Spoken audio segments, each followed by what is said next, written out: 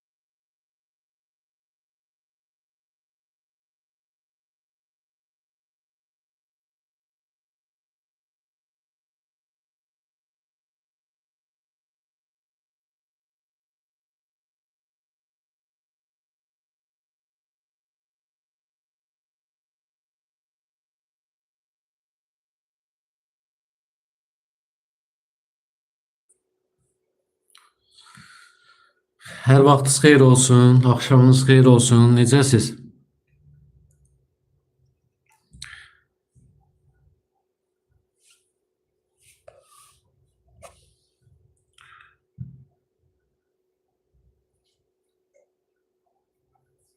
Videonu bəyənək, paylaşaq, daha çox müəllimlər yararlana bilsin.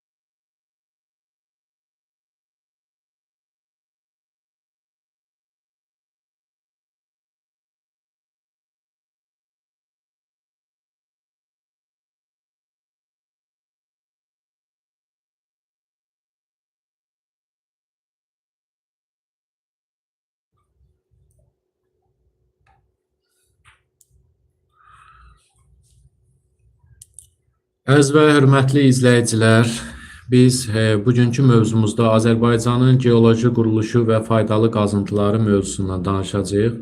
Bu mövzunu biz haqqında danışıb canlı açmaqda məqsədimiz müəllimlərin işə qəbul imtahanına, eyni zamanda sertifikasiya imtahanına hazırlaşanlara dəstək məqsədlidir. Və bu mövzu çox əhəmiyyətli bir mövzudur. Çünki respublikamızın birbaşa deməli geoloji inkişafını özündə əks etdirir və əsas təbii sərvətlərinin yayılma areallarını buradan bu mövzudan öyrənmək mümkündür.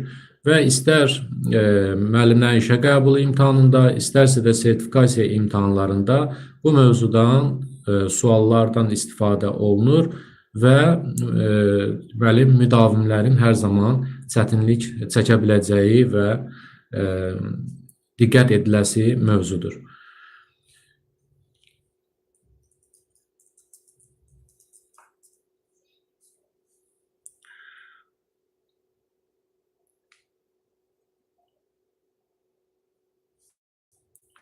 Yallah, biz başlayaq.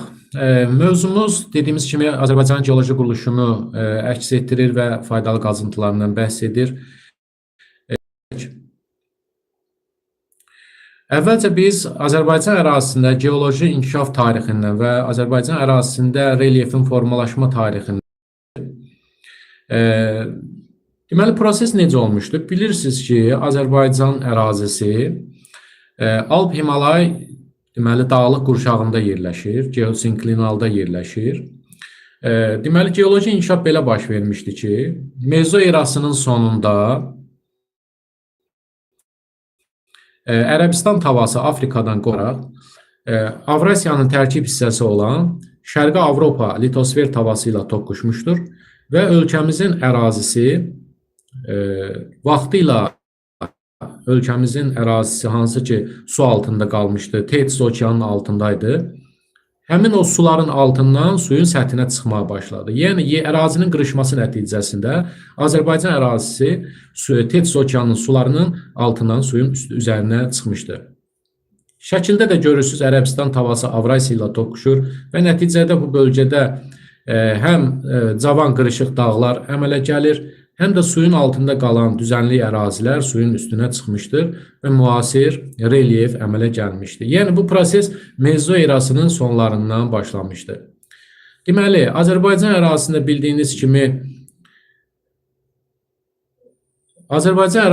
bildiyiniz kimi Böyük Qafqaz və Kiçik Qafqaz dağları, eyni zamanda Talış dağları vardır və Azərbaycan ərazisi bu üç dağ sisteminin deməli belə deyək də dağlarla əhatə olunmuşdur. İndi burada sizə iki sual ünvanlanır. Təbii ki, bütün mövzumuzun gedişatı belə olacaq, sual-cavab əsnasında olacaq. Siz rəy bölməsinə yaza bilərsiniz öz fikirlərinizi. Dərsimizin quruluşu ümumiyyətlə belədir ki, dərsimizin müəyyən bir hissəsi izah verilir və hər izahdan sonra sizə istiqamət verici suallar təqdim olunur və hər deməli səhifə yeniləndikcə testlər sizə təqdim olunur. Siz də rəy bölməsində öz fikirlərinizi yaza bilərsiniz. Eyni zamanda testlərlə bağlı sualların cavablarına fikir bildirə bilərsiniz. Birinci sualımız belədir. Bilirsinizmi, iki materik tipli yer qabığına malik litosfer tavasının toqquşma zonası necə adlanır? Bu suala cavabınız varsa, rəy bölməsində qeyd eləyin. Mən düzgün cavabı açıqlayacağam.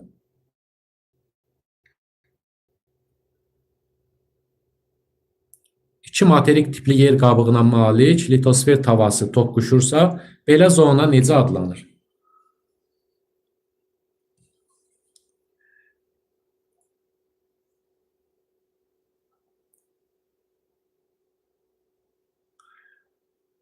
Kolliziya yazıldı.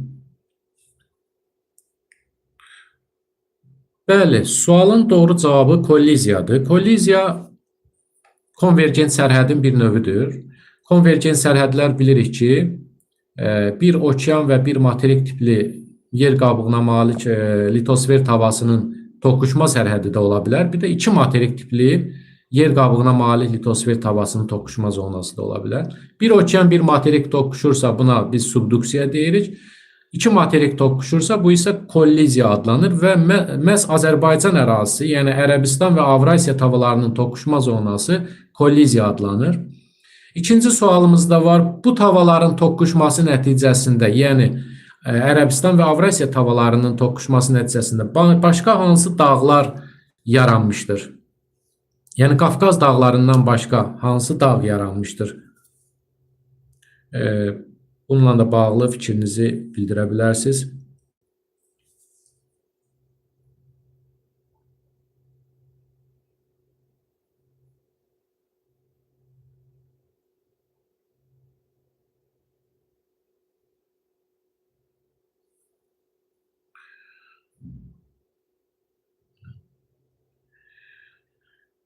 Bəli, biz bilirik ki, Ərəbistan və bilməliyik daha doğrusu, Ərəbistan və Avrasiya tavalarının toqquşma sərhədində təkcə Azərbaycan ərazisi deyil, Gürcüstan, Türkiyə ərazisinin bir hissəsi, bəli, daha sonra Ermənistan ərazisi, İran ərazisi, bu ərazilər yerləşir Və bu ölkələrin ərazisindəki dağlar məhz bu tavaların toqquşması nəticəsində yaranıb. Məsələn, İranda Zagros dağlarını qeyd etmək olar. Eyni zamanda Elbrus dağlarını qeyd etmək olar. Sonra İran və Türkmənistan sərhəddindəki Kopet dağı qeyd etmək olar. Daha sonra Türkiyədəki Pontavr dağlarını qeyd etmək olar.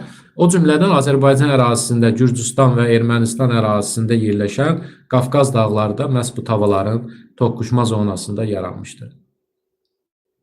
Belə bir test nümunəsi təqdim olunur. Salam, hər vaxtınız xeyir. Bu testin deməli sualı belədir. Mezozoin sonunda Ərəbistan tavasının şimala hərəkət edərək Avrasiya tavası ilə toqquşması nəticəsində Kaynazoyun əvvəlində hansı proses baş vermişdir? Fikir bildirin bu testdə.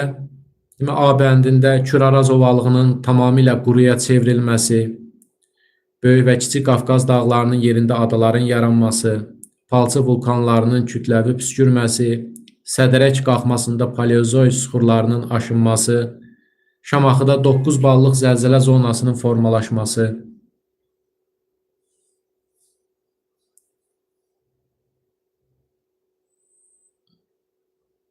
Doğru cavabı bilirsinizsə qeyd edin.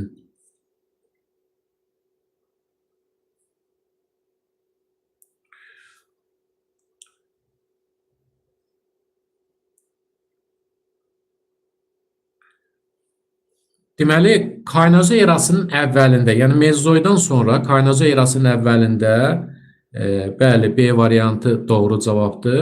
Kaynazo erasının əvvəlində indiki hansı ki Azərbaycan ərazisindəki hündür ərazilər, yəni dağlıq ərazilər ilk dəfə adalar şəklində suyun üzərinə çıxmışdı. Ona görə də sualımızın doğru cavabı B bəndidir. Deməli, Azərbaycan ərazisində seismik proseslər, daha doğrusu tektonik proseslərlə əlaqədar olaraq 5 iri tektonik zona yaranmışdır.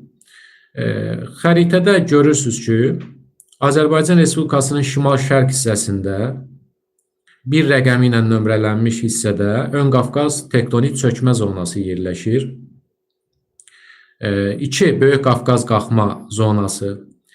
3. Kür çökəkliyi zonası. 4. Kiçik Qafqaz qalxması. 5. Arazboyu çökəkliyi.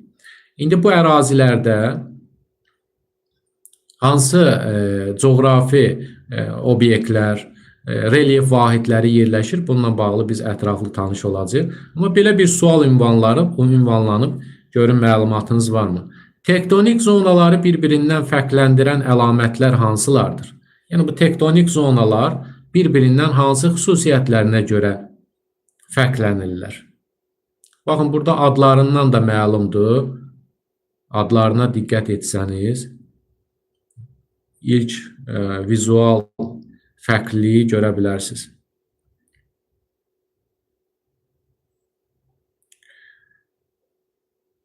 Birinci suala cavabınız varsa buyurun qeyd edin.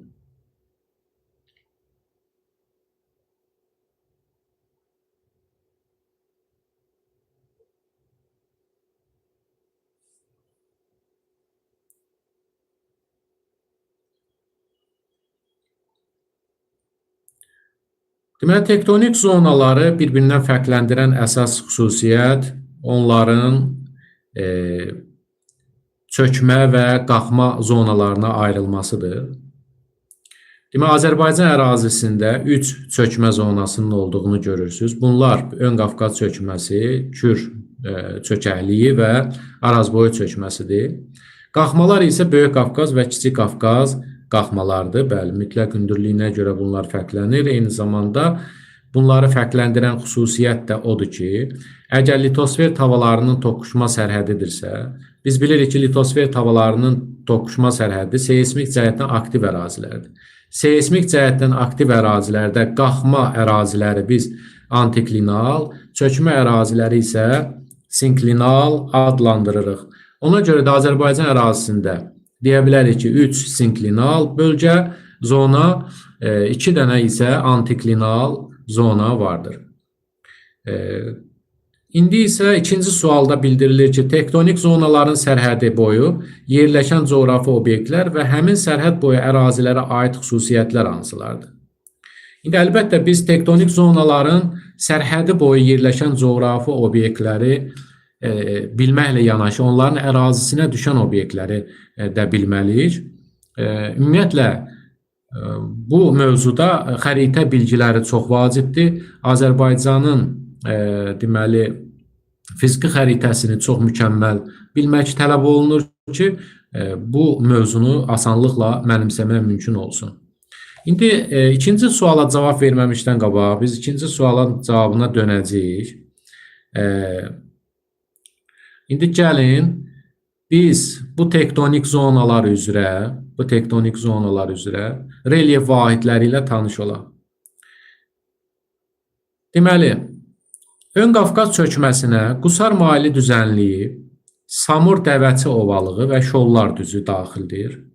Böyük Qafqaz qalxmasına Böyük Qafqazın cənub və şimal-şərq yamacı, Abşeron Qobustan, bir də Qusar maili düzənliyinin bir hissəsi daxildir. Böyük Qafqazda bildiyiniz kimi Baş Qafqaz silsiləsi, Yan silsilə, Qovdağ, Niyaldağ, Ləngəbiz silsilələri, eyni zamanda Ələt tirəsi Böyük Qafqaz qalxmasına daxildir. Kür çökəkliyinə Qanıq Əyriçay çökəkliyi, Acınoğur Ceyrançöl ön dağlığı və yaxud da alçaq dağlıq da demək olar. Küraraz ovalığı, Lənkəran ovalığı, bunlar Kür çökəkliyi. Bir də aşağı Arazboyu deməli düzənliklər, Gəyən, İncə, Hərəmi düzənliklərinin bir hissəsi Kür çökəkliyinə daxildir.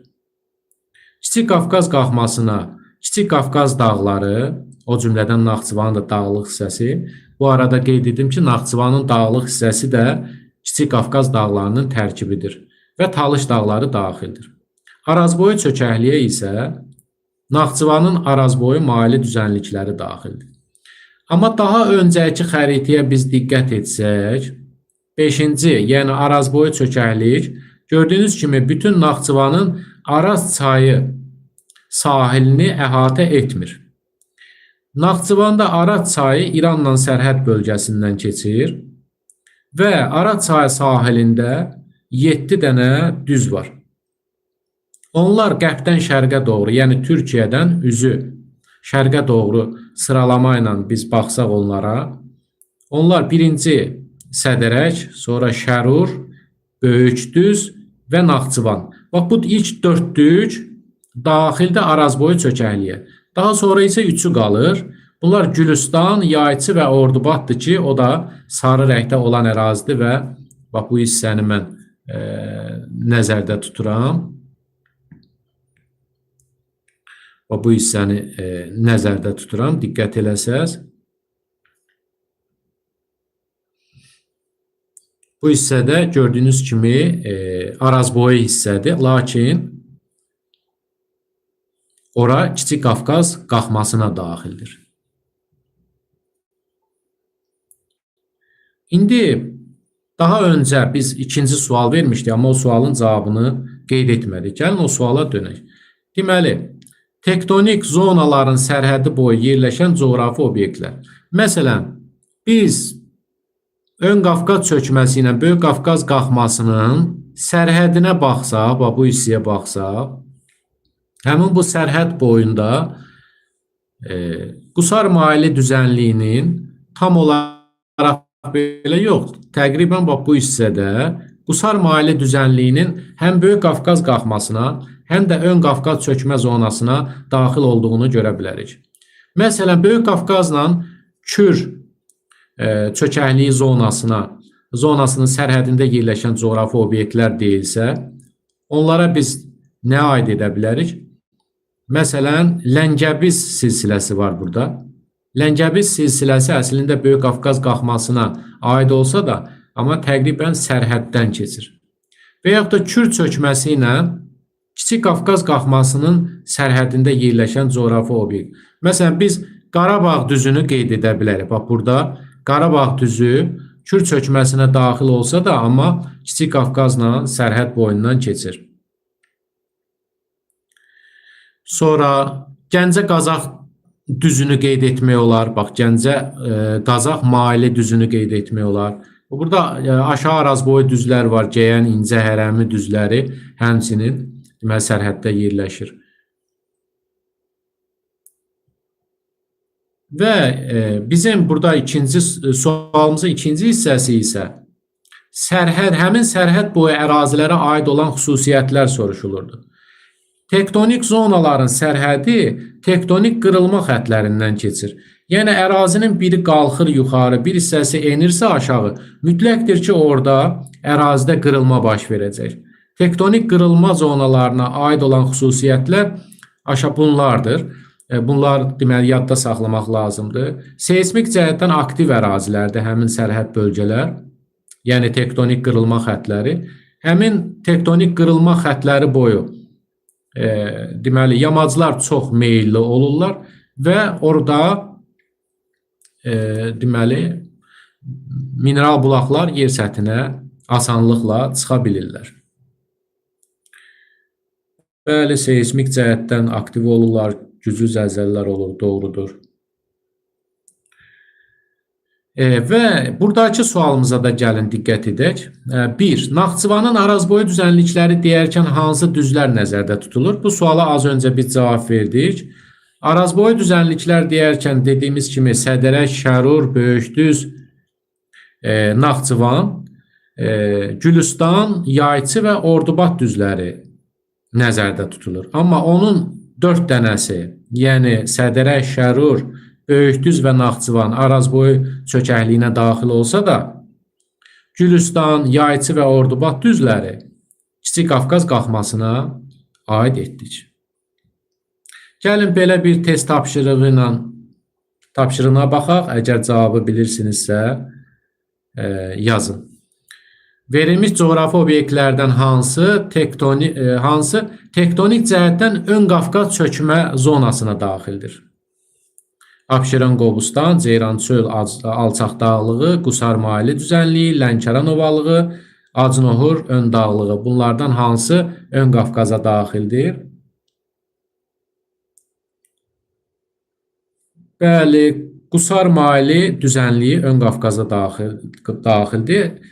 Burada Abşeron Qobustan dedik Böyük Qafqaza, Ceyrançöl Kürə, Lənkəran da Kür çökəkliyinə, Acnohur ön dağlığı da Kür çökəkliyinə daxildir. Bəli, bir hissəsi az öncə də biz bunu vurğulamışdıq ki, Qusar maili düzənliyinin bir hissəsi ön Qafqaza aid olsa da bir hissəsi Böyük Qafqaza daxildir. Amma sualın şərtinə əsasən biz C bəndini, yəni Qusar maili düzənliyini deməli götürə bilərik. İndi isə biz ikinci testə baxaq. Naxçıvanın arazboyu çökəkliyi tektonik zonasına aid olan relyef vahidlərini seçin. Və arazboyu çökəkliyə aid olan relyef vahidi hansı olacaq? Cavabı qeyd edə bilərsiniz.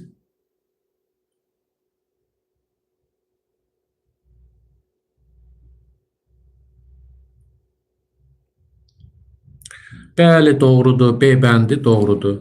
Və A bəndində Zəngəzur və Dərəliyəz silsilələri, bu Naxçıvanın dağlıq hissəsi olduğuna görə Kiçik Qafqaza aiddir. Arazboyu maili düzənliklər, bəli, arazboyu çökəkliyə daxildir. C bəndində Qarabağ vulkanik yaylasının cənub hissəsi, ümumiyyətlə Qarabağ vulkanik yaylası bütövlükdə Kiçik Qafqaza daxildir. Mil və Muğan düzləri Kür çökəkliyi zonasına, Qanıq Əyriçay çökəkliyi isə o da Kür çökəkliyi zonasına daxildir, tektonik zonasına daxildir. Salam, axşamınız xeyir.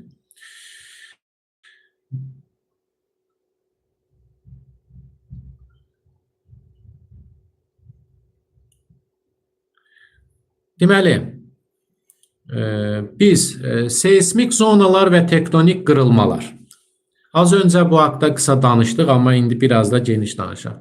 Deməli, Azərbaycan ərazisi seismik cəhətdən əsasən 2 seismik zonaya ayrılır. 1. 7 bala qədər zəlzələ zonası olan ərazilər bir də 7-dən çox olan, yəni 8-9 ballıq zəlzələ zonaları olan ərazilər. Ümumiyyətlə Azərbaycanda maksimal gücdə olan indiyə qədər zəlzələ 8-9 ballıq olub. 8-9 ballıq zəlzələ zonası Böyük Qafqazın cənub yamacında Şamaxıda, Şamaxı şəhərinin tarixdən bilirsiniz ki, bir neçə dəfə dağıntıya məruz qalıb. Kiçik Qafqazda Gəncə şəhəri ətrafı, Gəncə də bir neçə dəfə dağıntıya məruz qalıb. Bir də Naxçıvanda Zəngəzur silsiləsinin Qapıcıq zirvəsi ətrafı deməli 8-9 ballıq zəlzələ zonasına daxildir.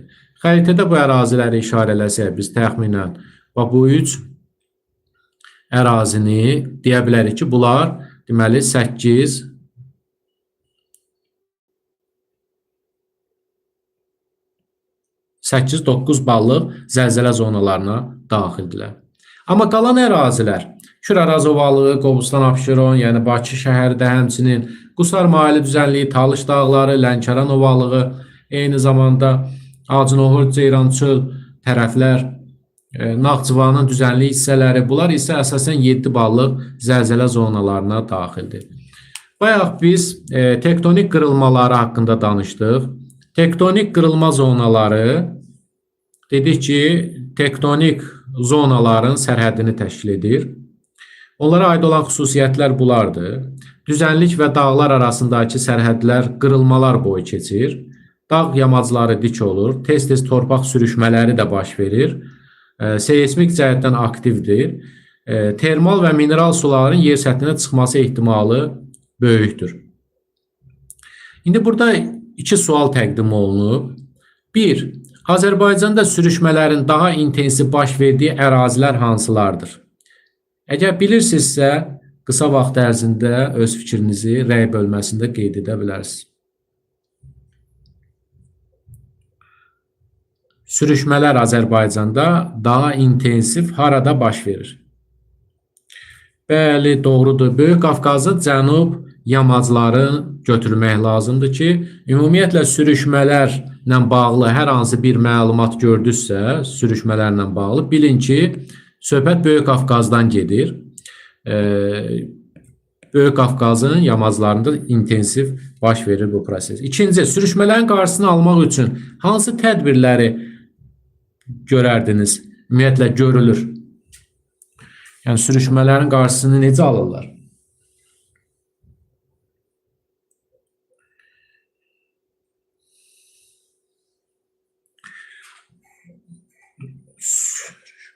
Deməli, sürüşmələr ümumiyyətlə, bəli, ağac əkimi, yamacları bərkitmək üçün ağac əkilməlidir. Eyni zamanda drenajlarla orada yeraltı suları çıxartmaq lazım. Suxurların arasındakı suları çıxartmaq lazım. Ümumiyyətlə, sürüşmə prosesini izahına da baxaq. Və sürüşmə necə baş verir? Sürüşmə əlbəttə ki, suxur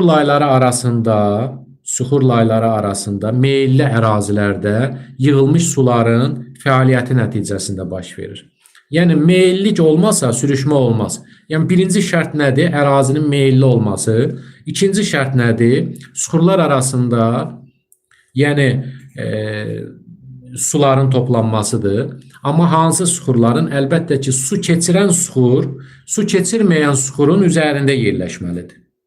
Meyillik də olanda, o su keçirməyən suxur altda qaldığına görə o su keçirmir. Və üstəki yumuşaq su keçirən suxurların sürüşməsi ilə nəticələnir. Biz ağac əkməliyik ki, orada həmin ağacın kökləri, həmin o yumuşaq suxurları tutsun, qoymasın ki, deməli orada sürüşmə hadisəsi baş versin və nəticədə bir də o suları çıxartmaq üçün drenaj sistemi qurmaq lazımdır. Tektonik qırılmalarla bağlı bir yanlış fikri müəyyən edin sual təqdim olunub. Bu suala gəlin tanış olaq. Tektonik qırılmaların xüsusiyyətlərinə aid olan yanlış fikri müəyyən edin. Doğru bildiyiniz cavabı qeyd edin, zəhmət olmasa.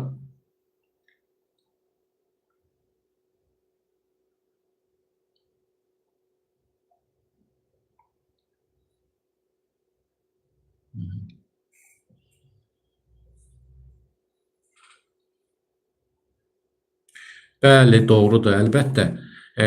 Az öncə biz Tektonik qırılmalara aid olan xüsusiyyətləri sadalanmışdıq. Məsələn, A bəndində verilmiş fikir, düzənlik və dağlar arasındakı sərhədlər bu qırılmalar boyu keçir. Əlbəttə, dağ yamacları B bəndində dağ yamacları qırılmaların təsiri ilə dik olur. Bu da doğru fikirdir. Yamaclar orada çox meyilli olur. C bəndində qırılma zonalarında torpaq sürüşmələri tez-tez baş verir. Mineral və termal suların yer səthinə çıxma ehtimalı bu zonalarda azdır. Burada qeyd olunur ki, azdır. Az deyil, əksinə biz qeyd etdik ki, çoxdur. Mineral və termal sular orada rahat yer. Çünki qırılma var, tektonik çat var və həmin çatlardan bulaqlar yer səthinə rahatlıqla çıxa bilir. Y bəndi bu zonalar seismik cəhətdən aktiv ərazilərdir. Bu da doğru fikirdir. Bizdən yanlış fikri soruşduğuna görə sualın doğru cavabı D bəndi olacaq. Azərbaycan ərazisində vulkanlar varmı? Azərbaycan ərazisində fəaliyyətdə olan vulkan yoxdur. Amma sönmüş vulkanlar var. Sönmüş vulkanlar Qarabağ vulkanik yaylasında püskürülmüş lavalar soyaraq çatlamış, iri daş parçalarından ibarət çınqıllıqlar yaratmışdı. Azərbaycan ərazisində bu deməli sönmüş vulkanlarının adlarını yadda saxlamaq lazımdır. Deməli, Kəlbəcər və Laçın rayonlarının ərazisində bu sönmüş vulkanlar yayılmışdır. Azərbaycanın qərb hissəsində. Pəri çınqılı, Ay çınqılı, Qırmızı dağ, amma daha məşhurları Böyük İşıqlı, Qızılboğaz, Gəlinqaya, bir də Dəli dağ var. O burada qeyd olunmayıb. Biz bunu qeyd edəcəyik sonra. Bir də Dəli dağ var. Bunlar Azərbaycanın sönmüş vulkanlarıdır. Bunları mütləq əzbər yadda saxlamaq lazımdır. Yerləşdiyi ərazidə Azərbaycanın qərbində Qarabağ vulkanik yaylasındadır. Burada xəritədə şərti işarə olunub. Onların bəziləri sərhəd bölgədə düşür. Yəni bu tərəfə. Daha Kəlbəcər rayon ərazisidir. Bu daha qərbdə verilə bilərdi. Burada şərti göstərilib. Demək, iki dənə sual verilib suallara. Bir, müvafiq olaraq Azərbaycanda və dünyada ən hündür sönmüş vulkan hansıdır? Buna bağlı fikriniz varsa buyurun qeyd edin. Müvafiq olaraq Azərbaycanda və dünyada ən hündür sönmüş vulkan.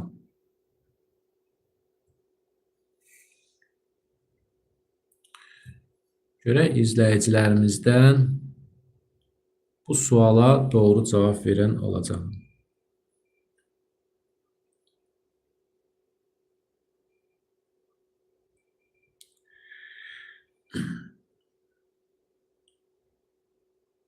Bəli, Dəli dağ 3616 metr Azərbaycanda. Dünyada Çimborazo. Yox, dünyada Çimborazo deyil. Ojos del Salado vulkanı var Çilinin ərazisində. Çimborazodan daha hündürdür. Düzdür, əvvəlki dərsliklərimizdə Çimborazo qeyd olunurdu. 6310 metr. Lakin yox, dünyada Mauna Kea fəaliyyətdə olan vulkandır. O da nisbi hündürlüyünə görə 10.040 metr götürülür. Mütləq hündürlüyü nəzərə alınsa, dünyada ən hündür fəaliyyətdə olan vulkan Lyulyako vulkanıdır, 6723 metr. Amma sönmüş vulkanı isə Ojos del Salado'dur. Çilinin ərazisində yerləşir. Çimborazo da Cənubi Amerikadadır, o ikincidir. Mütləq hündürlüyünə görə ikinci yerdə durur. 2. Dünyada ən hündür sönmüş vulkanın yerləşdiyi ölkə hansı litosfer tavalarının toqquşma zonasında yerləşir? Burada maraqlı bir sual da var. Artıq ölkənin adını mən qeyd etdim. Dünyada ən hündür sönmüş vulkanın yerləşdiyi ölkənin adını qeyd etdim. O ölkə hansı litosfer tavalarının sərhədində yerləşir?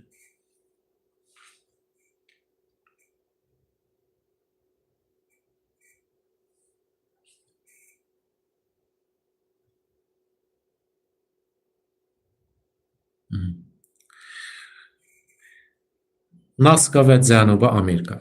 Təbii ki, mən bu cavabı yanlış qəbul edə bilmərəm. Doğru, amma tam doğru da, tam da cavab deyil. Diqqət etsək, bilirsiniz ki, Çilidən söhbət gedir. Çili Cənubi Amerikanın qərb ölkəsidir. Qərb sahilində yerləşir, Sakit Okean sahilində. Ümumiyyətlə, Ant dağlarının əmələ gəlməsində iştirak edən litosfer tavalarına biz diqqət etsək, orada Cənubi Amerika, Naska və Antarktida tavalarını deməli görmüş olarıq. Və Çili, xüsusilə Cənubi Amerikanın cənub-qərb hissələrində dünyanın geolojik, daha doğrusu dünyanın yer qabığının quruluşu xəritəsinə diqqət etsək, biz orada görə bilərik ki, orada Antarktida tavasının da iştirakı var. Yəni sərhəd zonasına düşür. Ona görə biz Antarktida, Çilinin Antarktida, Naska və Cənubi Amerika tavalarının deməli qovşağında yerləşdiyi ölkə kimi qəbul edə bilərik.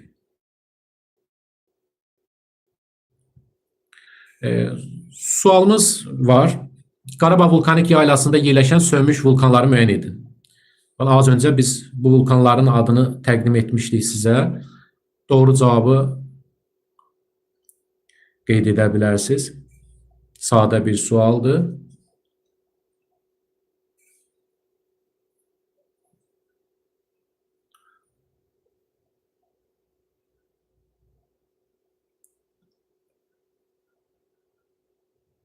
Bəli, əlbəttə ki, az öncə qeyd etdiyimiz kimi doğrudur.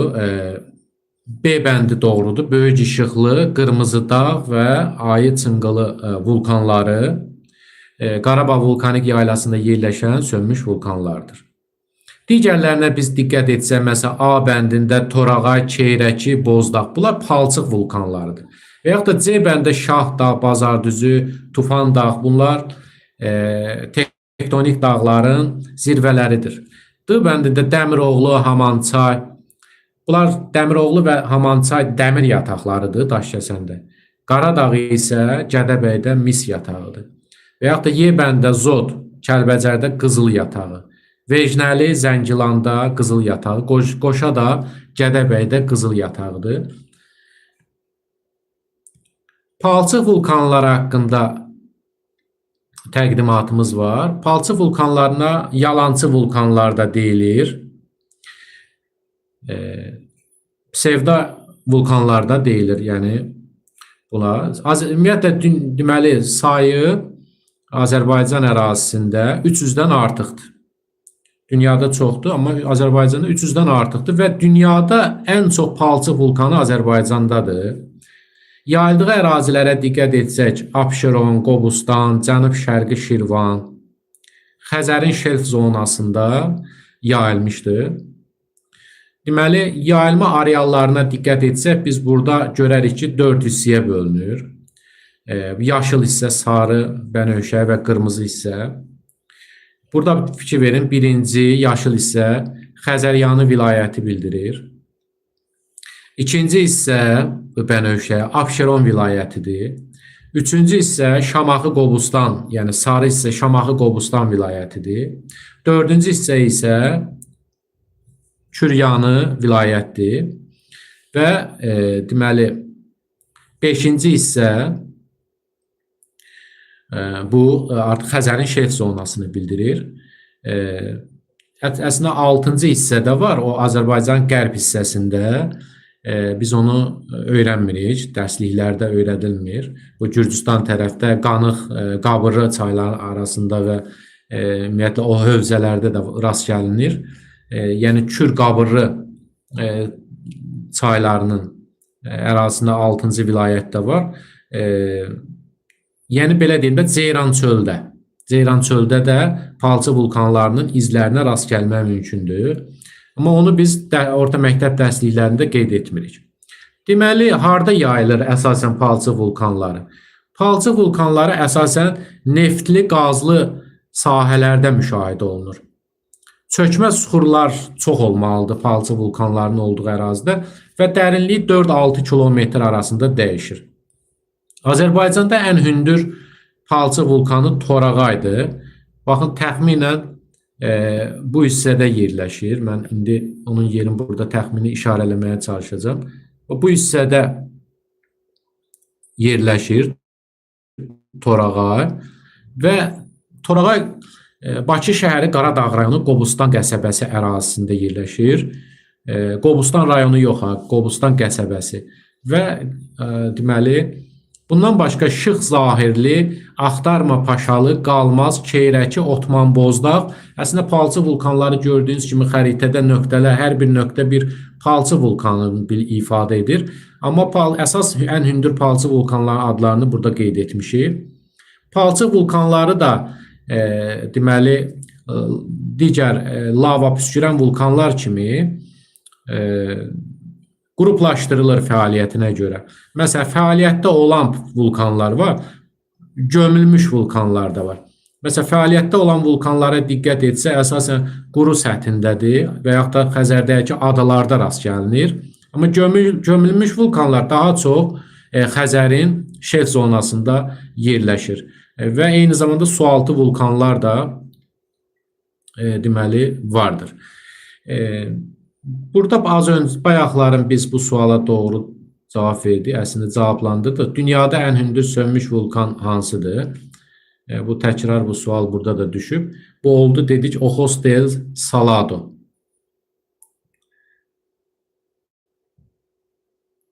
Belə bir test tapşırığımız var. Palçı vulkanları haqqında verilmiş məlumatlardan hansı doğrudur? Aha. Cavablandırmağa çalışaq bu sualı.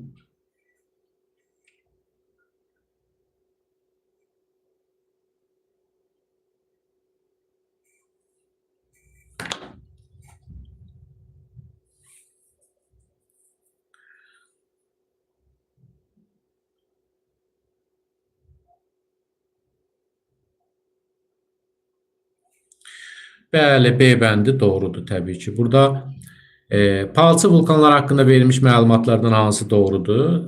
A bəndində bildirilir ki, əsasən Kiçik Qafqazın yüksək dağlıq hissəsində yayılmışdır. Biz dedik ki, xeyr, Abşeron yarımadası, Bakı ətrafı ərazidə, xüsusilə Böyük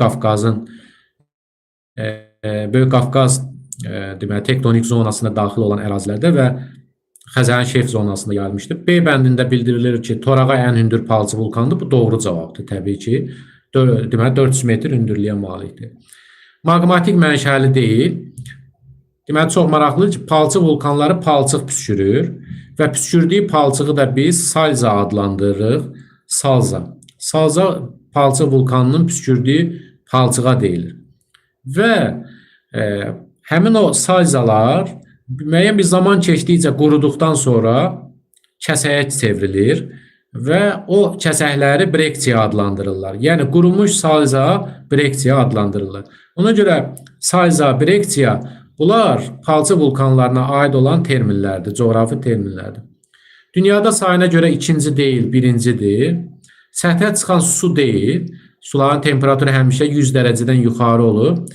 Bu su deyil. Çünki bu geyzerə aid olan anlayışdır. Yəni geyzerlə bəli, brekçi doğru yazmışsınız. Palçığı brekçi daha doğrusu salzanın qurumuş forması brekçidir. Demək, Y bəndində səthə çıxan suların temperaturu həmişə 100 dərəcədən yuxarı olur. Su deyil axı. Bu su olsa buna biz geyzer deyərik. Bu isə palçı vulkandır. Özü elə də çox hündürə, yəni ən hündürü 400 metrdir. Amma məsələn, maqmatik mənşəli vulkanlarda daha hündürə deməli lava atılır. Və Azərbaycan ərazisində yayılmış süxurlar mövzusu birbaşa geoloji inkişafla bağlıdır. Ümumiyyətlə, relyefin mürəkkəbliyi, Azərbaycan ərazisində süxurların paylanması, faydalı qazıntıların yayılması hamısı geoloji inkişafın mürəkkəbliyi ilə əlaqədardır. Geoloji quruluşun mürəkkəbliyi ilə əlaqədardır. Biz indi burada baxaq görək Azərbaycan ərazisində süxurlar relyef vahidləri üzrə necə yayılıb? Yəni hansı eranın, hansı dövrün süxurları hansı ərazilərdə yayılmışdır? Ümumiyyətlə biz bilirik ki, yəni coğrafiya müəllimləri bilir ki, geoloji inkişafın 5 erası var. Bunlar arxeik, proterozoy, paleozoy, mezozoy, kaynazoydur. Azərbaycan ərazisində arxeik və proterozoy eralarına aid süxur yoxdur. Çünki arxeik və proterozoy eraları çox qədimi bildirir. Təqribən deməli 580 milyon il bundan qabaqçı dövrü əhatə edib. O dövrlərdə Azərbaycan ərazisi deməli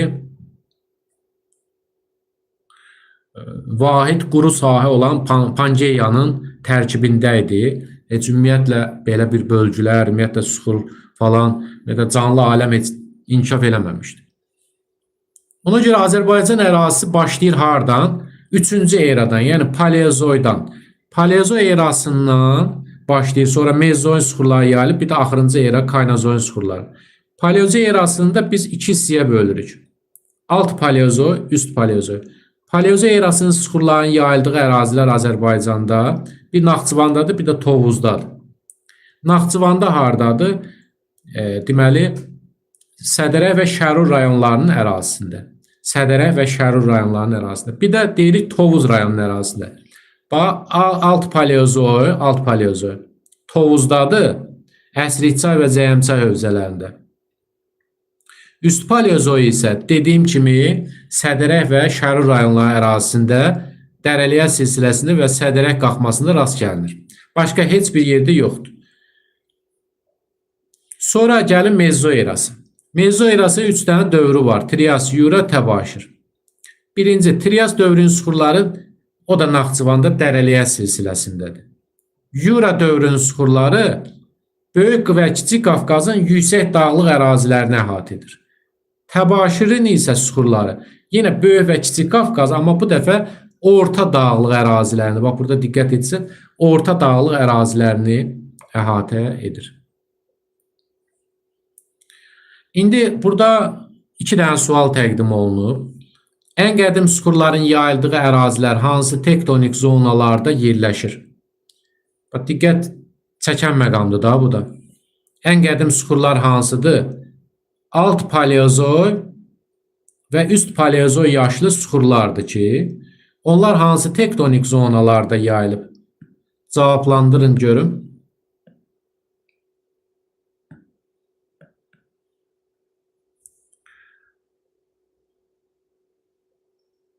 Bəli. Ən qədim suxurlar doğrudur. Dediyimiz kimi Sədərək və Şərur rayonlarında, bir də Tovuzda yayıldığına görə biz onu götürəcəyik hara? Kiçik Qafqaz qalxmasına götürəcəyik. 2. Ölkəmizdə yayılmış suxurların müxtəlifliyinin səbəbi nədir? Ölkəmizdə yayılmış suxurların müxtəlifliyinin səbəbi.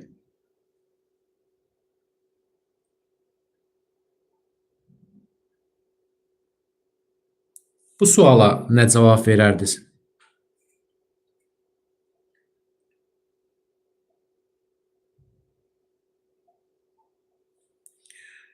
Mən bu hissəyə başlayanda qeyd etmişdim əslində ki, Azərbaycanda relyefin əmələ gəlməsi, suxurların yayılması, faydalı qazıntıların paylanması hamısı nə ilə bağlıdır?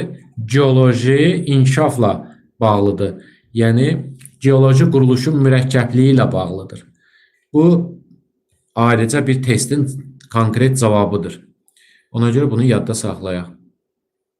İndi bir test tapşırığımız var. Gəlin bu test tapşırığına diqqət edək.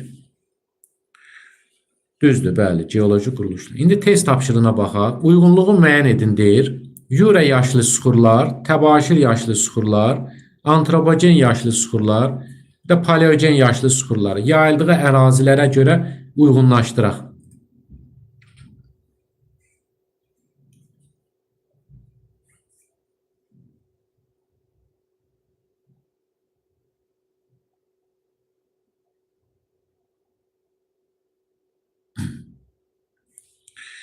Bəli, doğrudur. Doğrudur. A bəndi qeyd olundu. Baxın, indi biz hələ ki Qarabağ vulkanik yaylasında və Talış dağlarında hansı suxurların yayıldığını qeyd etməmişik. Amma o hissəyə keçid üçün bu sual təqdim olunub. Yura yaşlı suxurları az öncə biz qeyd etdik ki, Böyük və Qafqazın və Kiçik Qafqazın yüksək dağlığını əhatə edir. Təbaşir yaşlı suxurlar isə o da Böyük və Kiçik Qafqazın amma orta dağlığını əhatə edir. Yəni biz əgər 1-ə B, 2'yə də A yazsaq, o zaman sualımızın doğru cavabı avtomatik çıxır A bəndi.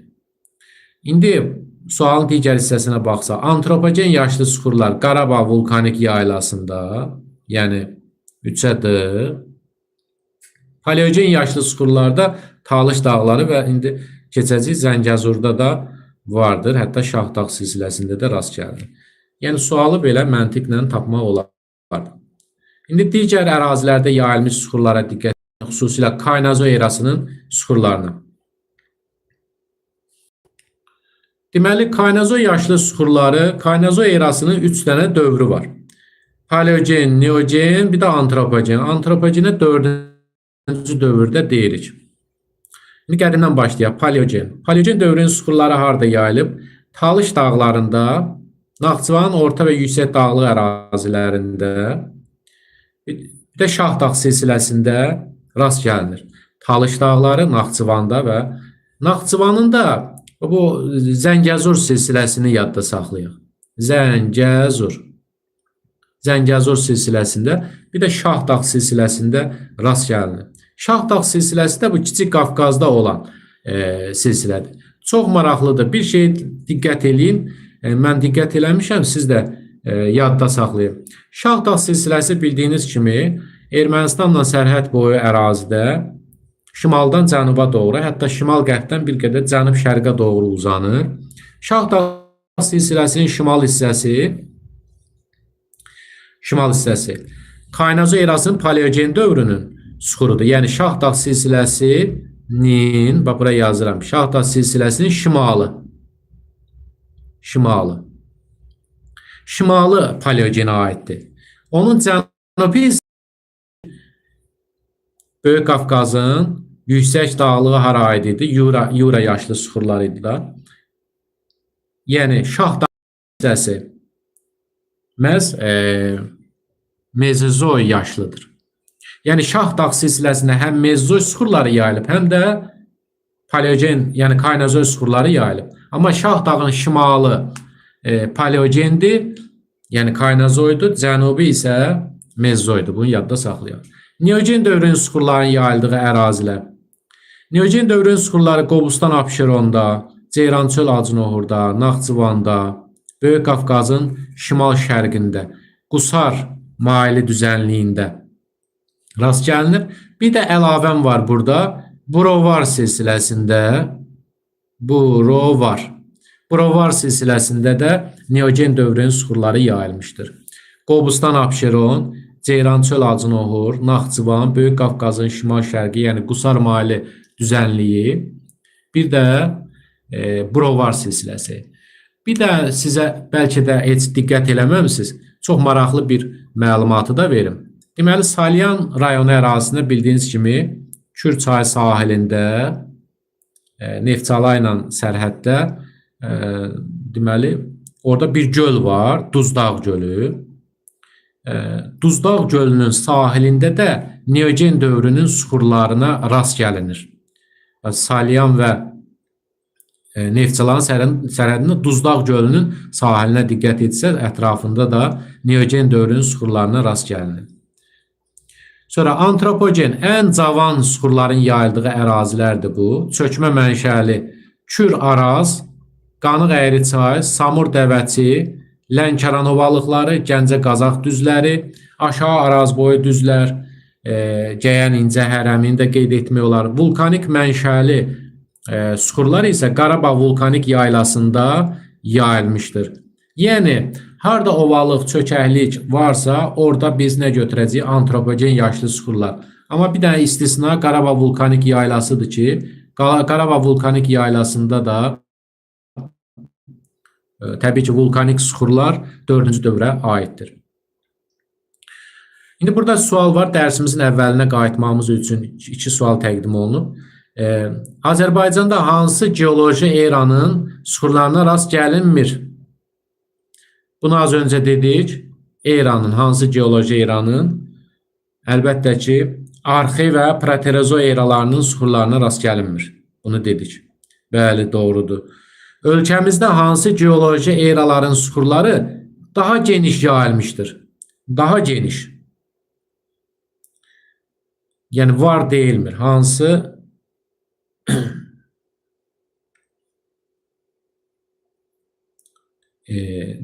geoloji eraları dövrlərindən qarışdırmayaq. Ölkəmizdə hansı geoloji eraların süxurları daha geniş yayılmışdır? Bəli, əgər dövr soruşulsa, o zaman biz antropogen deyərik. Amma era deyəndə Kaynazoy və bir də Mezozoy erasının, bəli, Mezozoy və Kaynazoy eralarının süxurları daha geniş yayılır. Çünki Kaynazoy erasının süxurları həm düzənlik ərazilərdə, həm Talışda, həm Zəngəzurda, həm Şahdağda, həm Qarabağ vulkanik yaylasında rast gəlinir. Mezozoydakı Böyük və Kiçik Qafqazı tutub da. Bir də qalır Paleozoy. Paleozoyda az bir ərazidir da. Paleozoy erasının süxurları yalnız dedik ki, Tovuzda və Sədərək və Şərur rayonları ərazisində rast gəlinir. Faydalı qazıntılar hissəsinə keçək. Bilirik ki, faydalı qazıntılarsız olmaz, çünki birbaşa geoloji quruluşla bağlıdır. Faydalı qazıntıların təsnifatı və coğrafiyası. Burada coğrafiyası, yəni yayılma arealı nəzərdə tutulur. Faydalı qazıntılar mənşəyinə görə 3 qrupa ayrılır. Filiz mənşəli faydalı qazıntılar, qeyri-filiz mənşəli faydalı qazıntılar, bir də yanar faydalı qazıntılar. Filiz mənşəli faydalı qazıntılar əsasən metallardır. Kiçik Qafqaz və Naxçıvanda daha çox üstünlük təşkil edir. Düzdür, Böyük Qafqazda da var. Amma üstünlük baxımından əsasən Kiçik Qafqaz, bax burada görürsünüz, əsasən sözü qeyd olunur. Əsasən Kiçik Qafqaz və Naxçıvanda üstünlük təşkil edir. Qeyri-filiz faydalı qazıntılar isə Böyük Qafqazda və dağətəyi və düzənlik ərazilərimizdə, yanar çökmə faydalı qazıntılar isə əsasən düzənliklərdə, xüsusilə Küraraz ovalığı və Samur Dəvəçi ovalığında, bir də Xəzər dənizi şelf zonasında yayılmışdır. İndi belə bir sual var, əvvəlki mövzulardan xatırlamaq üçün.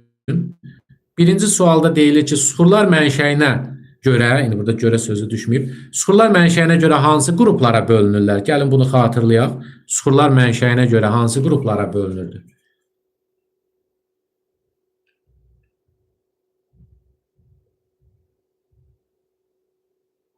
Bəli, bəli. Çökmə, maqmatik və metamorfik süxurlar var idi. Çökmə, maqmatik və metamorfik süxurlar. Biz çökmə süxurları əsasən bitki və heyvan qalıqlarından yarandığını qeyd etmişdik. Yəni canlı qalıqlarından əmələ gəlirdi çökmə süxurlar. Amma bütün çökmə süxurlar, yəni çökmə süxurlar yalnız canlı qalıqlarından əmələ gəlir. Bu da doğru fikir deyil. Çökmə süxurlar yəni daha çox əsasən deməli canlı qalıqlarından əmələ gəlir. Maqmatik süxurlar vulkan püskürməsi nəticəsində əmələ gəlirdi. Bir də metamorfik süxurlar isə çökmə və maqmatik süxurların yerin daxilində yüksək temperatur və təzyiq şəraitində çevrilməsi nəticəsində əmələ gəlirdi. Xatırlayırsınızsa.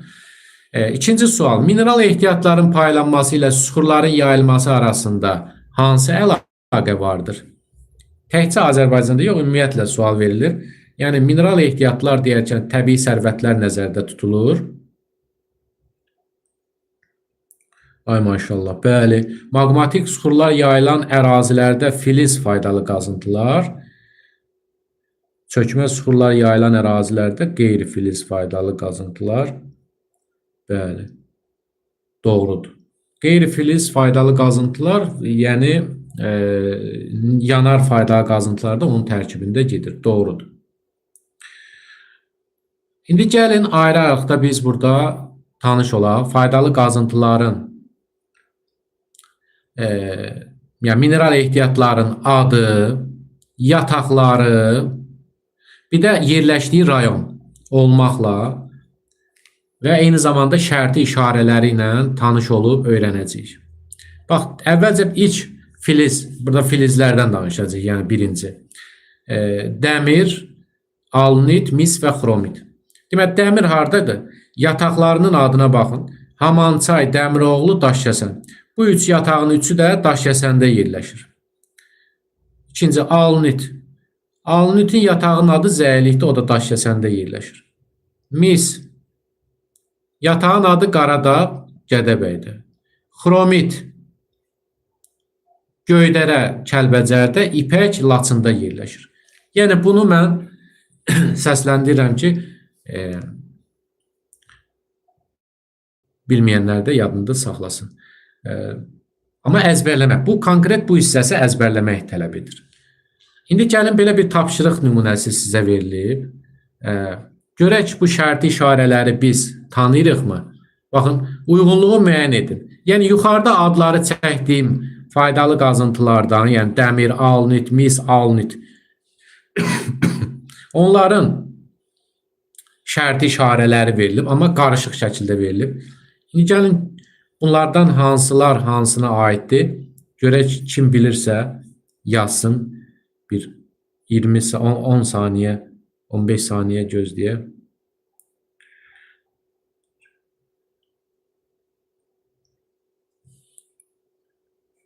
Bəli, artıq qeyd olundu. Bir alnit, birinci şərti işarə alnitdir. Bu alüminiumun şərti işarəsidir. Yəni biri yazdıq bura. 2 misdir. 2 misin şərti işarəsidir. Deməli 3 xromitdir. 4 isə bərabər tərəfli üçbucaq dəmir deməkdir. Yəni xəritələrdə bəli, bərabər tərəfli üçbucaq dəmir. Doğrudur. Deməli xəritələrdə bu faydalı qazıntıların adı uzun-uzadı yazılmır da, yəni şərti işarələrlə göstərilir. İndi keçirik yenə filiz faydalı qazıntıların davamına. Qızıl, civə, polimetal və molibden. Qızıl hardadır? Qızıl 3 rayonumuzdadır. Əslində 3 rayonda deyil. İndi mən o məsələyə də toxunacağam. Demək, qızıl, amma dərsliklərimiz belə verir da. Kəlbəcər, Gədəbəy, Zəngilan. Kəlbəcərdə Zod, Qızılbulaq, Gədəbəydə Qoşa, Zəngilanda Vecnəli. Amma qızıl Azərbaycanda qızılın olduğu rayonlar. Ordubadda var, Qazax Tovuzda var, əlavə olaraq. Və eyni zamanda Ağdərə ətrafında da, Ağdərə rayonunun ərazisində də rast gəlinir. Bir də hökmən bura biz hökmən belə deyək də istisnasız Daşkəsəni də əlavə etməliyik. Daşkəsən. Niyə? Deməli Çovdar yatağı var. Çovdar yatağı haqqında birazdan danışacağıq. Daşkəsəndə Çovdar yatağından qızıl çıxardılır. Yəni bu faktdır. Kəlbəcərdə Zoddan, Qızılbulaqdan çıxarılıb, Gədəbəydən Qoşadan çıxarılıb, Zəngilan Vecnəlidən çıxarılıb. Daşkəsəndə Çovdar yatağından da deməli qızıl çıxarılır. Ümumiyyətlə, hətta Ordubaddakı qızıl yatağından da çıxarılır. Sonra orada qızıl, ümumiyyətlə Ordubaddakı sırf qızıl yatağı deyil da, qarışıq şəkildədir. Ona görə onu çox da belə adı hallandırılmır. Sonra civə Kəlbəcərdədir, Ağ yataq, Şorbulaq, Lefçay. Laçında civə yataqları Gilgətçay, Narzanlı. Civə də bilirsiniz də maye filizdir. Dünyada yeganə maye halında olan filizdir. Polimetal Balakən, Zaqatala rayonları ərazisində Filizçay, Katexçay, Kastaq, Mazımçay. Şərurda Gümüşlü, Ağdərədə Mehmanı. Bəzi mənbədə siz Mehmananı Kəlbəcərdə görə bilərsiniz, amma bu yanlışdır.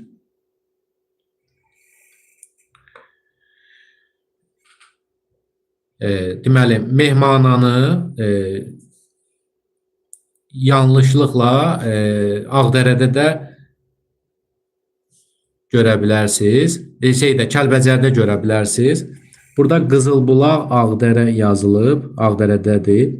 Ola bilsin Ağdərənin Kəlbəcərə bitişən vaxtlarında olub. İndi bizim dərsliklərimiz hələ də onu dəyişməyib.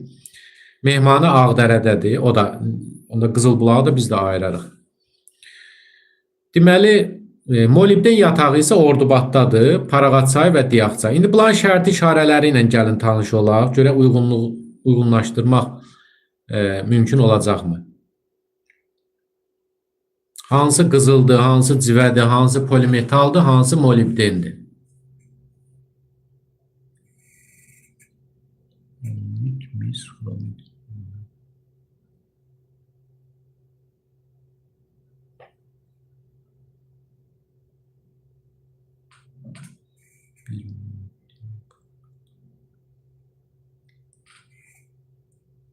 Bəli, doğrudur. Deməli, birinci şərt işarə molibdenin şərt işarəsidir. 2 bu diskə oxşayan polimetalın şərt işarəsidir.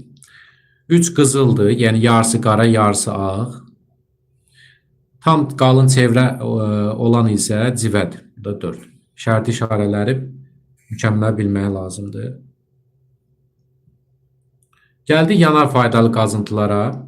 Yanar faydalı qazıntılar Azərbaycanda neft, qaz və yanar şistdir.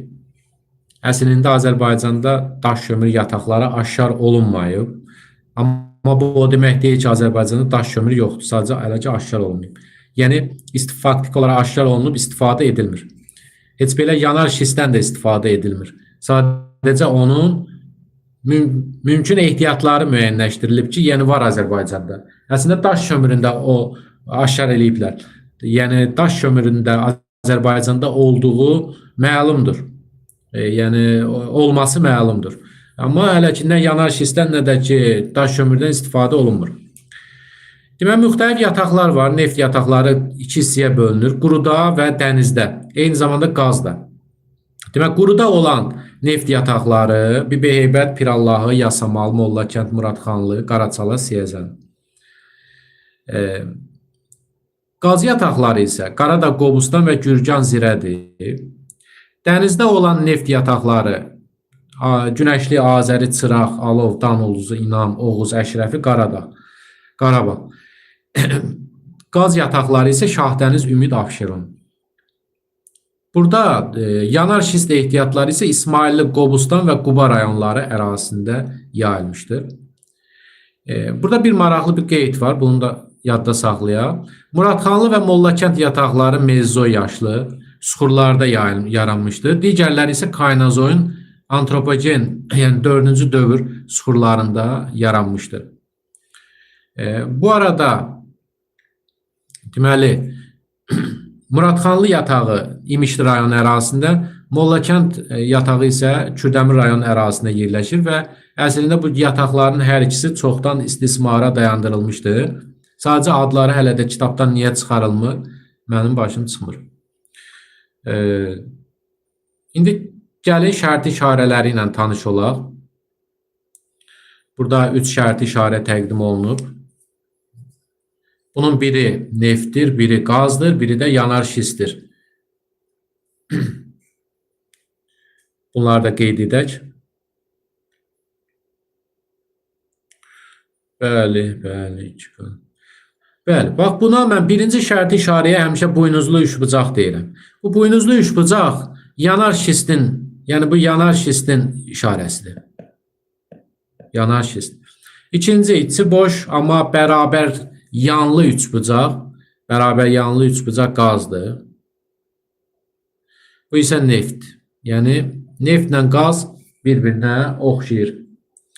Bəzən neft və qazın ikisini birlikdə təsvir etmək üçün belə bir şərti işarədən istifadə edilir. Bu bir üçbucaq götürülür, bölünür 2 hissəyə, yarısı qara olur. Yarısı qara olur. Yarısı da ağ. Xəzər dənizində bunu çox görə bilərsiniz. Çünki Azəri, Çıraq, Günəşli yataqlarının elə yataqlarında həm neft var, həm də qaz var. Yəni Azəri, Çıraq, Günəşli yataqlarını, xüsusilə Xəzərdə demək olar bütün yataqları, neft yataqlarını qeyd edə bilərik ki, olan hər birinin şərti işarələri belə olmalıdır. Yəni yarısı qara, yarısı ağ. Yəni həm orada neft var, həm də qaz var. İndi gəlin belə bir test tapşırığı var. Bu test tapşırığını cavablandıraq. Muradxanlı və Mollakənd neft yataqlarını digər quru yataqlarından fərqləndirən əsas geoloji cəhət nədir?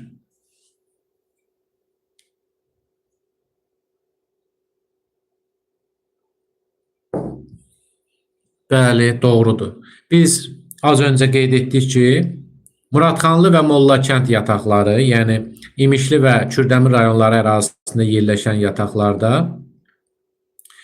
neft Mezzoy süxurlarında əmələ gəlmişdi. Yəni Mezzoy yaşlı süxurlarda yaranmışdı. O görə bu digər yataqlardan bunu fərqləndirən xüsusiyyətdir. C bəndi doğrudur. Qeyri-filiz ehtiyatlarına gəldikdə kimya və tikinti materialları olmaqla qruplaşdırılır qeyri-filizlər. Yəni kimya sənayesində istifadə olunan qeyri-filizlər, bir də tikinti materialı kimi istifadə olunan qeyri-filizlər. Yəni buna diqqət eləmək lazımdır. Çünki bəzən testlərdə onun istifadə istiqamətləri soruşulur. Məsələn, daş duz. Daş duz Naxçıvandadır. Bilirik ki, Nehrəm və Duzdağda kimya sənayesində də istifadə olunur. Çökmə duz. Abşerondadır, şorsulu göllərdən. Məsələn, Masazırda, mən şəxsən gözümlə görmüşəm onu. Masazırda maşınlara, kamazlara yığıb aparırlar. Kimya sənayesində də istifadə olunur. Mərmər. Azərbaycanda 3 rəngdə mərmər var. Ağ, qara və çəhrayı. Daşkəsən rayonunda ağ mərmərdir. Naxçıvandakı Şərur rayonunda qara mərmərdir. Qubada isə çəhra mərmərdir. Əlbəttə ki, tikintidə istifadə olunur. Bir də özünüz bilirsiniz harda istifadə olunur. Travertin. Kəngərli rayonunda Şahtaxtı yatağından çıxarılır. Tikintidə istifadə olunur. Gips. Ağcakənd, Goranboy rayonunda, Ağcakənddə qəbir daşlarının iraq olsun. Ağcakənddə istifadə olunur. Tikinti materialı kimi yararlıdır. Kvars qumları, Hacıvəli, Hökməli. Bundan da şüşə istehsalında istifadə olunur. Bax, bu qum xüsusi qumdur. Kvars qumları Abşeronda Hacıvəli, Hökməli adlanır və yataqlarının adı və şüşə istehsalında istifadə olunur. İndi gəlin bunların şərti işarələri ilə tanış olaq. Görək bu şərti işarələr, bax, uyğunluğu müəyyən edin. Hansı faydalı qazıntıları bildirir? Onu qeyd edin rəylərdə.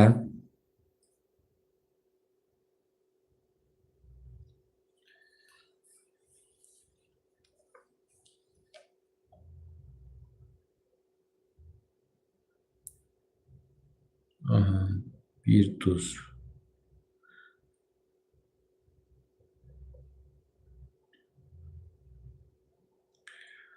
Aha, burada 2 dənə duz var idi cədvəldə.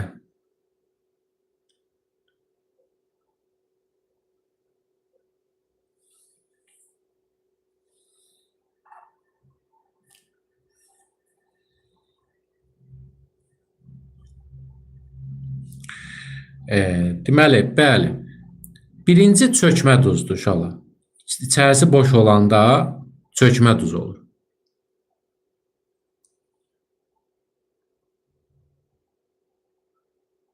Yox, üzr istəyirəm. Birinci daş duzdur. İçərisi boş olanda daş duz olur. Amma içərisində qara olanda o çökmə duz olur. İçərisi qara olanda çökmə duz olur. Yəni içi boş olanda daş duz olur. Deməli birinci oldu daş duz, yuxarıdan yazırıq, daş duz. Çökmə duz 6-dır. Mərmər 5-dir. Travertin 2-dir. Bu pəncərə formasında olan gipsdir. Bu da 4-cü kvars qumudur.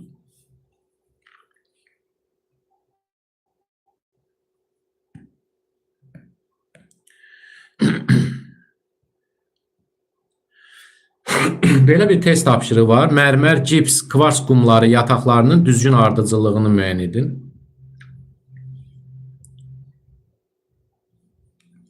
Fikirlərinizi bildirin.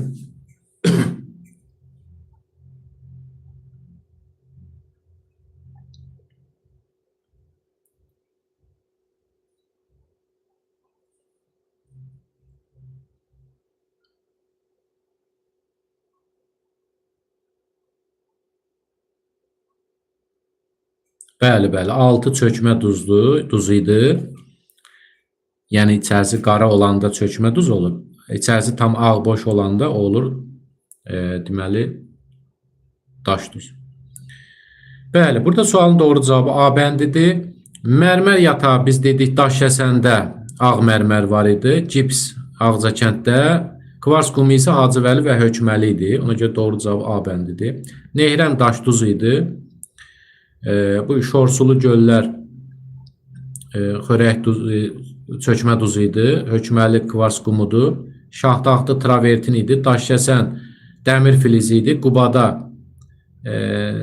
Daşkəsəndə mərmər də var idi. Qubada mərmər var. Siraf, vayxır, badamlı vayxır bunlar mineral sulardır Naxçıvanda. Filizçay polimetaldır, zəyirlik alnitdir. Paraqatçay, diaqçay isə molibden yatağı idi. Qeyri-filizlərdən son olaraq xüsusi əhəmiyyətli ehtiyatlar var ki, yanmayan neft.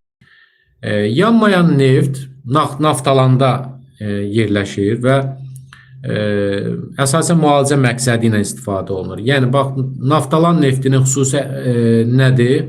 Fərqli, yanmır, bir də təbabətdə müalicə məqsədi ilə istifadə olunur. Sonra, bentonit gil. Bu bentonit gil digər gillərdən fərqli olaraq, ümumiyyətlə gillərin çox növü var. Amma bu bentonit gil xüsusi bir gildir və o da davamlı olduğuna görə metallurgiyada istifadə olunur. Yəni metal əritmədə istifadə olunur. Qazaxda daş salahlı yatağının adı. Seolit gili. Bu əsasən kimya xammalı kimi istifadə olunur. Ağdağ yatağında Tovuzda yerləşir. Barit, Çovdar, Daşkəsəndə, Başqışlaq, Goranboyda. Baritdən əsasən dərin neft quyularının qazılmasında istifadə olunur. Bax, Çovdar haqqında bayaq dedim ki, qısaca danışacaq.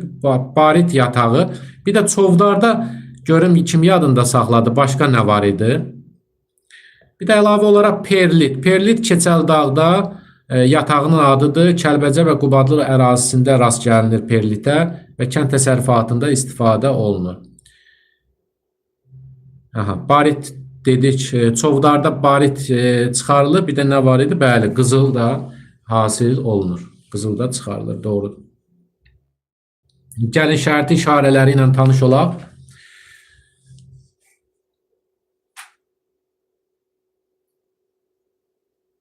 Bunlar hansı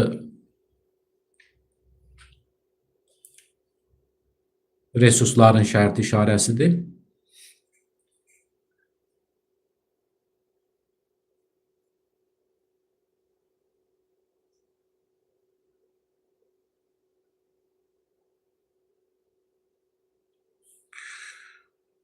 Bir seolit. Bəli, bir seolitdir. Bir seolitdir. Deməli, 2 baritdir, 3 perlitdir, 4 isə gild. Ümumiyyətlə, bütün gillərin şərti işarəsi belədir, o cümlədən bentonit gilin də şərti işarəsi belədir. İndi bax, bu düzbucaqlının bəzən sizi çaşdırıb belə də verə bilər. Bax, belə. Yəni, belə əyri yox, şaquli istiqamətdə verə bilər. Və bu şaquli istiqamətdə içi boş düzbucaqlı, bu nəyin işarəsidir? Bilirsinizmi?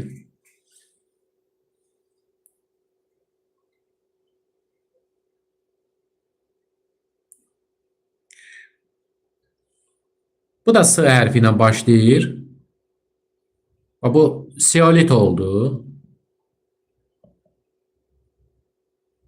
Yox.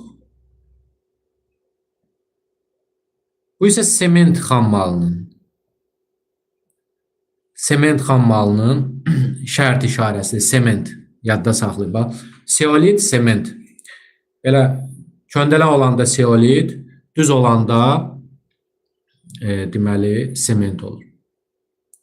Gəlin, bir testimiz var burada. Naftalan nefti haqqında verilmiş fikirlərdən hansı doğrudur? Bu suala fikir bildirək.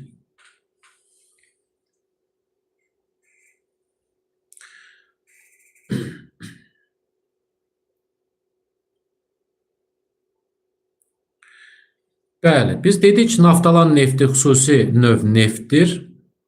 O digər neftdən fərqli olaraq, yəni yanacaq kimi istifadə olunmur. O yanmayan neftdir və müalicəvi əhəmiyyət daşıyır. Ona görə B bəndi doğrudur.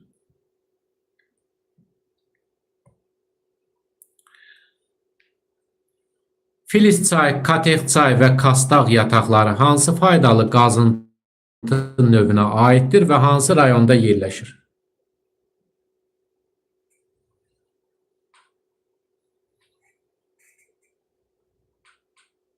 Bəli, doğrudur. Filizçay, Katexçay, Kastaq, Balakən, Zaqatala rayonları ərazisində yerləşən polimetal yatağıdır. Polimetal haqqında qısa məlumat verim. Poli çox deməkdir. Metal. Yəni, çıxarılan suxurun tərkibində metal çoxdur. Məsələn, Balakən, Zaqatala rayonunda çıxarılan polimetalın tərkibində qızıl da var, mis də var, mərcümüş də var, sürmə də var. Yəni, çoxlu metallar var. Yəni, orada elə bir qarışıq şəkildə də bir suxurun tərkibində çıxarılır, sonra saflaşdırılır və ayrılır. Növbəti testimiz. Hansı faydalı qazıntı oda davamlılıq və metal tökmə sənayesində istifadə olunur və yatağı haradadır?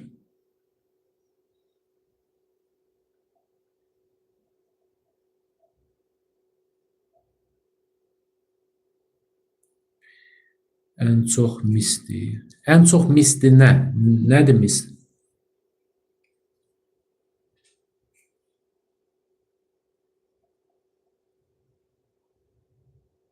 Sualı anlamadım. Ən çox misdir.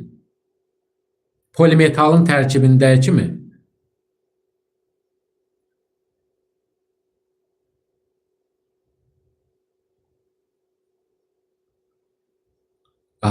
Deməli, polimetalın tərkibində ümumiyyətlə mis ağır əlvan metallar siyahısına daxildir.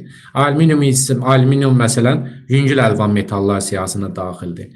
Ağır və əlvan metalları yüngül əlvan metallarından fərqləndirən xüsusiyyət əlamət var da.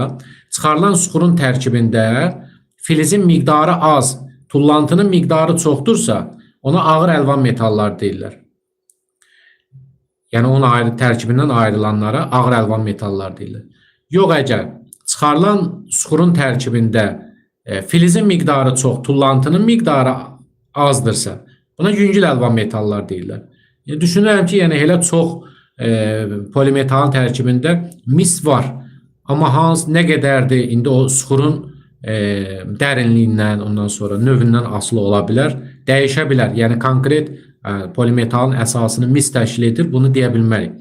Məsələn, Zaqatala və Balakəndə az öncə qeyd etdiyim kimi mərcümüş də çıxarılır, gümüş də çıxarılır və sürmə də var hətta onların tərkibində.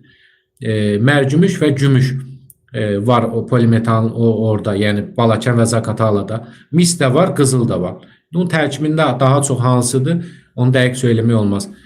Çünki mis dediyim ki, ağır əlvan metaldır, çıxarılan filizin suxurun tərkibində azlıq təşkil edir. O nə qədərdir, onu dəqiq deyə bilmərəm. Bəli, burada sualımızın doğru cavabı oda davamlılıq, metal tökmə sənayesində istifadə olunur. Bentonik gil, daş salahlı qazaqdır.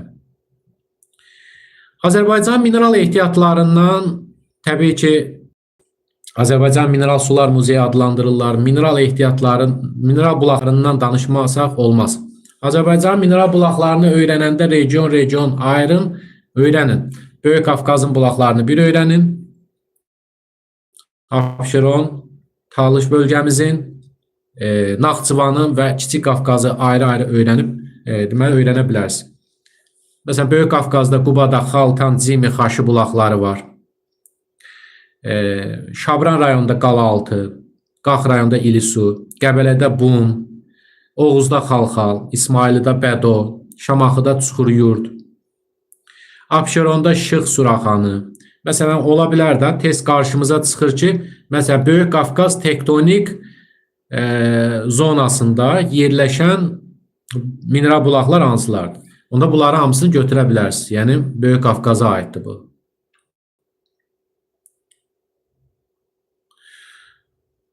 Kiçik Qafqaz, Qarabağ bölgəmizdə olan mineral bulaqlar, Şuşada Turşsu, Şırlan, İsa bulaqları var.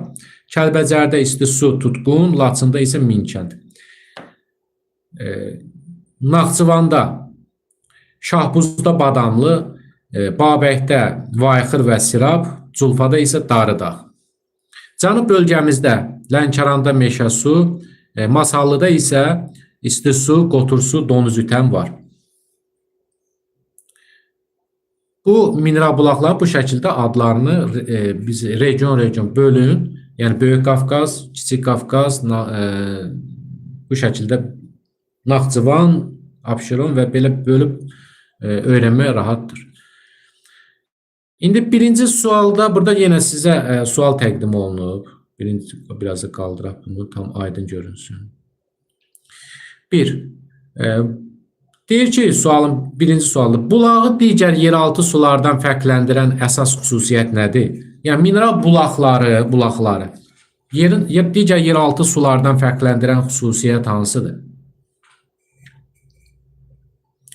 Digər yeraltı sular deyərkən qurun suları, arteziyan suları nəzərdə tutulur. Amma bulağı digərlərindən fərqləndirən xüsusiyyət nədir?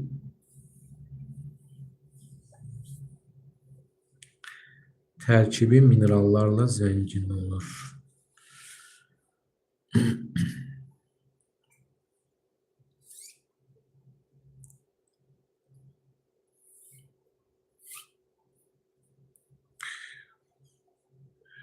Demək, ümumiyyətlə, bax, bu tərkibi minerallarla zəngin olunur, qeydə olunur. Rəydə, deməli, Samir müəllimdir, səhv eləmirəmsə. Deməli, mineral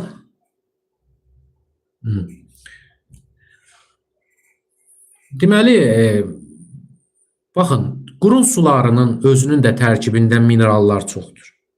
Yəni, duz və digər birləşmələr çoxdur. Ümumiyyətlə, torpaqla təmasda, suxurla təmasda olan bir belə deyək də, suxurla təmasda olan su mütləqdir ki, özündə birləşdirir torpağın tərkibində olan o mineralları özünə. Yəni, onu sırf biz bulaqda daha zəngindir desək, bəlkə deyə bilərik ki, insan orqanizminə daha çox xeyir verən minerallarla zəngindir. Bu, biraz daha düşünürəm ki, daha uyğun ola bilər. Çünki qurun sularını içmək olmaz. Çünki onun tərkibi duzludur və digər zərərli birləşmələr var. Amma məsələn, elə desəz, bəlkə də artıq qəbul oluna bilərdi ki, tərkibi məsələn, insan orqanizminə daha xeyirli minerallarla zəngindir. Amma həm də yox, bulaq təzyiqlə çıxmır yer səthinə. Bulaq təzyiqlə çıxmır. Siz ümumiyyətlə bulaq görmürsünüzmü? Yəni bulağın axının necə olur? Bulaq çox sakit şəkildə çıxır. Amma arteziyan, bəli, o fəvvarə vurub çıxır. Bəli, özünün təbii halda çıxmasıdır yer səthinə. Təbii halda, bəli, tektonik zonalarda çıxır yer səthinə mineral bulaqlar. Yəni, sakit axarla o tektonik çatlardan sakit şəkildə yer səthinə çıxır.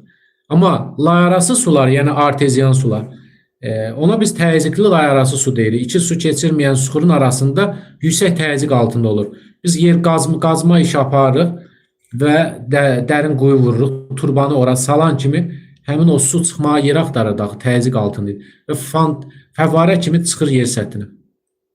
Qurun suları ümumiyyətlə istifadəyə yararsızdır. Arteziyan suları içməyə və suvarmaya yararlıdır. Onlar təzyiq altında çıxa bilirlər yer səthinə. Bulaqlar da, bəli, bulaqlar da çox xeyirlidir. Hətta insan orqanizminə çox böyük xeyri var. İkinci, bəs siz yaşadığınız bölgədə hansı mineral bulaqları tanıyırsınız?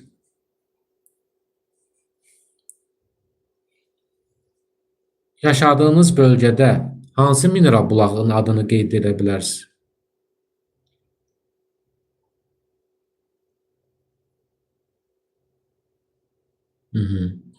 Meşəsu, İstisu, Donuzütən, Qotursu, bəli. Bəli, cənub bölgəmizdə yerləşir bunlar. Lənkəran, Masallı rayonları ərazisini. Gəlin, bir dənə də burada tapşırıq var. Aşağıdakı mineral bulaqlardan hansıları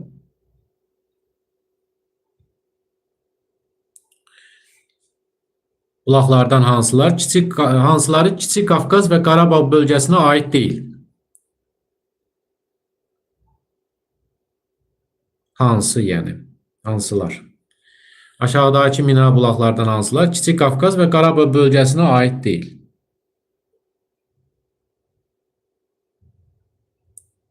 Bunların hansı aid deyilsə onların bölgəsini də yazın.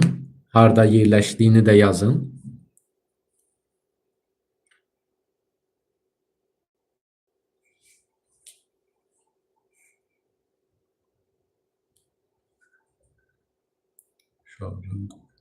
Bəli, doğru cavab burada D bəndidir.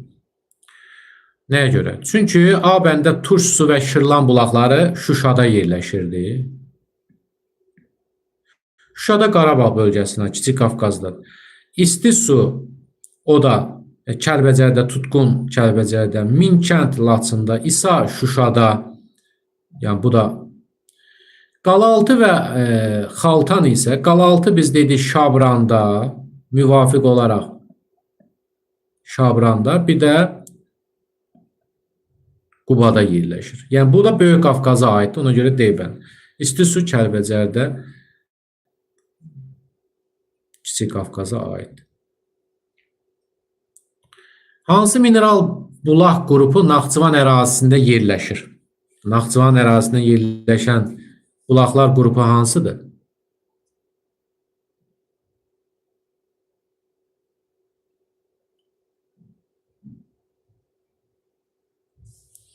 Bəli, doğrudur. D bəndidir yenə burada. Badamlı, Sirab, Vayxır. Bu da Naxçıvan mineral bulaqlar qrupuna daxildir. Dərsimizin yekununa gəlib çıxırıq artıq yavaş-yavaş. Yekunda qeyd olunur ki, yəni geologiya və iqtisadiyyatın əlaqəsi, Kiçik Qafqaz qalxması, Kürd çökəklik zonası və Böyük Qafqaz qalxması, faydalı qazıntıların yerləşməsi qeyd olunub burada. Ümumiyyətlə yadda saxlayaq ki, hal-hazırki vaxtda bizim cənub bölgəmizdə, yəni Talış dağlarında və Lənkəran ovalığında mineral bulaqlardan başqa heç bir faydalı qazıntı yəni hasil olunmur. Bir də tikinti materialları var. Tikinti materialları və bir də mineral bulaqlardan başqa nə filiz, nə yanar faydalı qazıntı heç biri yəni orada yoxdur. Ona görə bunu yadda saxlayın. Böyük Qafqazda əsasən tikinti materiallarıdır, yəni dağlıq ərazidə. Bir də polimetal filizi Balakən, Zaqatala rayonlarının. Xəzərə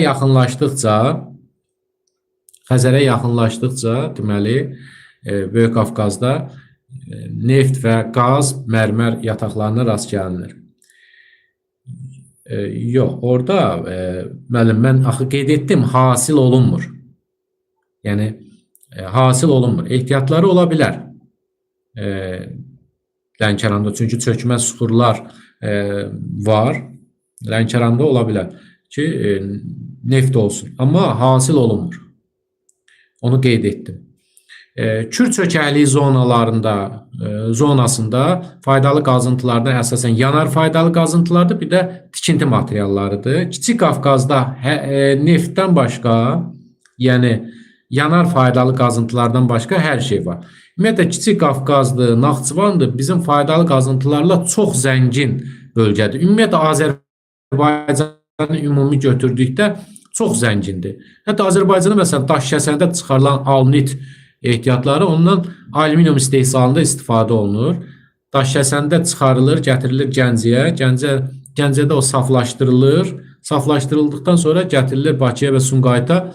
Ondan alüminium materiallar hazırlanır, borular hazırlanır.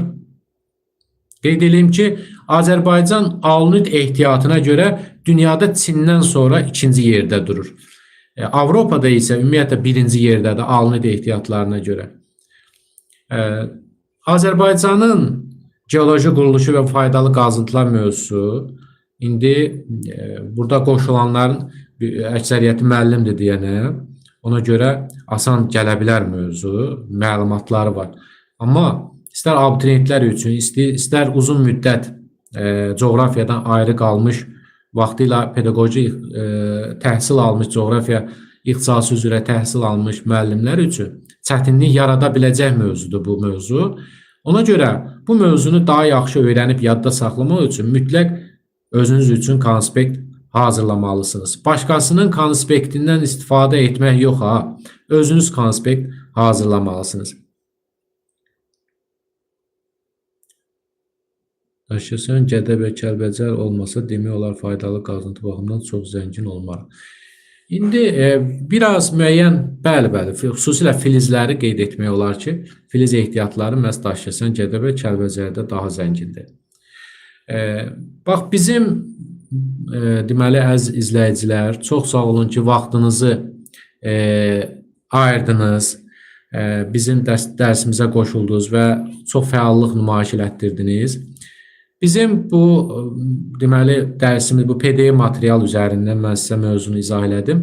Bütün mövzularımız hamısı bu şəkildə bir səhifədə mövzunun izahı və test. Bu şəkildə ard-arda deməli gedir. Bütün mövzu, bütün coğrafiya proqramı bu şəkildə yığılmışdır. Və bu cür öyrənmək daha rahatdır. Bu cür öyrənmək daha rahatdır. Əgər bizə ehtiyacınız varsa, bəyəndinizsə bizim dərsimizi, bizim dərslərimizə qoşula bilərsiniz. Təkrar edə bilərik, öyrənmədiklərimizi, bilmədiklərimizi öyrənə bilərsiniz. Hər birinizə minnətdarlığımı bildirirəm. İmtahanlarda da uğurlar arzulayıram. Sağ olun, var olun.